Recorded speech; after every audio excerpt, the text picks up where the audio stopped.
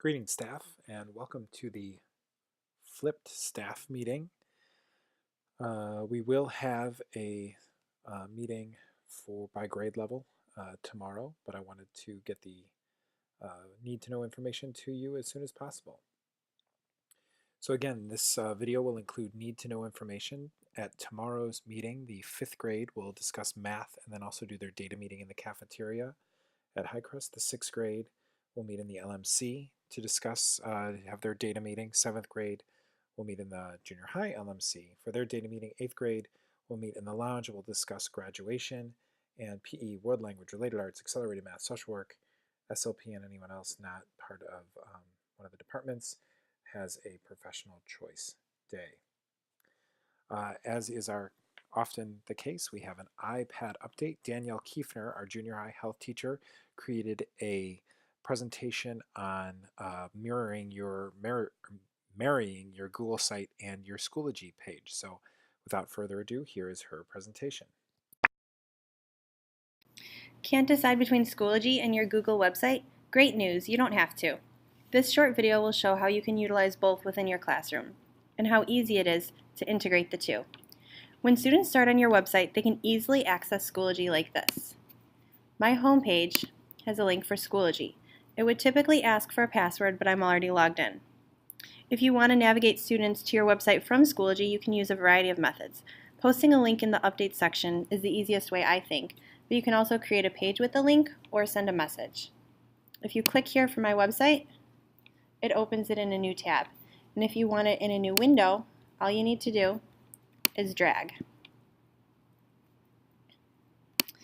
Then students can easily go from your website to Schoology and back and forth. In short, I'm going to continue to utilize my website, but I am going to use Schoology for some other things. For example, I still post homework on my website. I think it's easy, quick, and parents have access to it. However, if a student misses class, now they can look at a video on Schoology to see what they missed.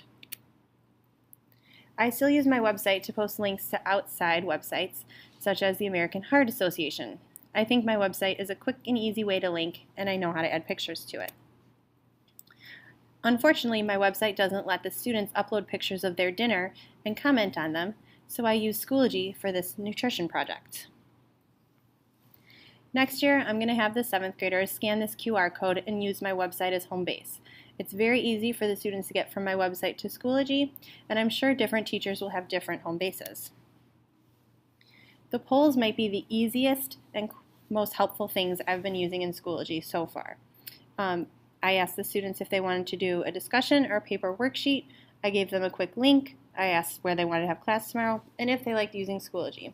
It seems like most students like using it or feel neutral.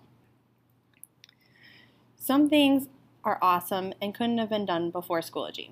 Albums, polls, emails to all students, grading is more helpful sometimes. Attendance, definitely, I like Schoology to take attendance. Badges are neat, and voice updates.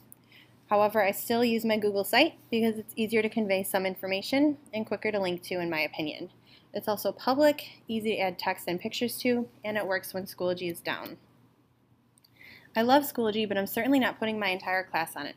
I'm just using it as another tool in the toolbox. Right now, Schoology is substituting, augmenting, and modifying all the time. And I'm excited to see how it will continue to do those, as well as start to redefine learning in my health classroom.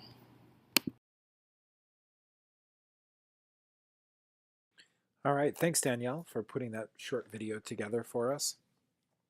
Let's jump into some of the need to know information.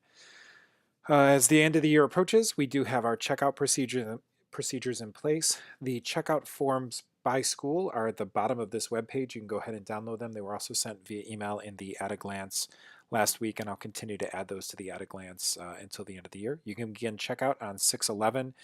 As we have in the past, you'll go through each one of the little boxes, get checked off, and at the end, turn in all of your forms and all of that information. We do need a map or a picture of your room and how you would like it set up for the beginning of next year, our custodians will set that up when they're done with their cleaning cycle of your area. So that is a mandatory piece of information that we do need at the end of this year as part of checkout.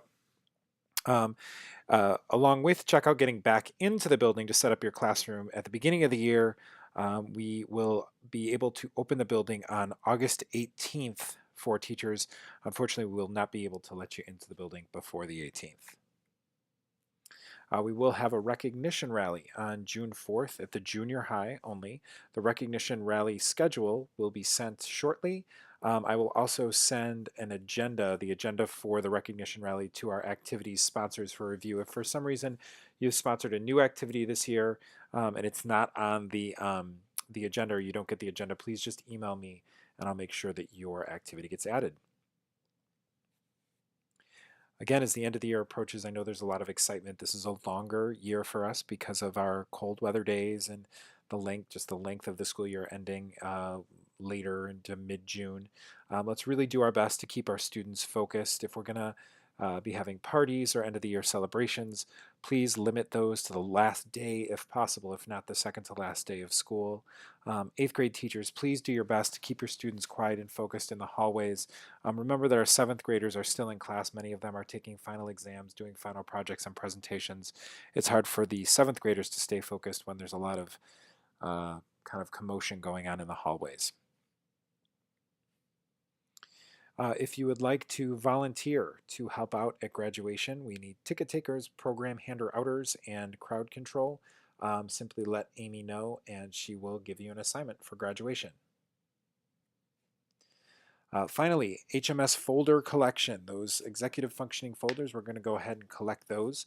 So 5th grade teachers, Tracy sent you an email with the instructions of how and when to collect. Please follow those instructions or let Tracy know if you need further direction. 6th grade teachers, please let your kids take their folders home, but tell them to be careful and hold on to their folders as they may be using them again next year. This concludes the flipped portion of our staff meeting. We'll see you soon.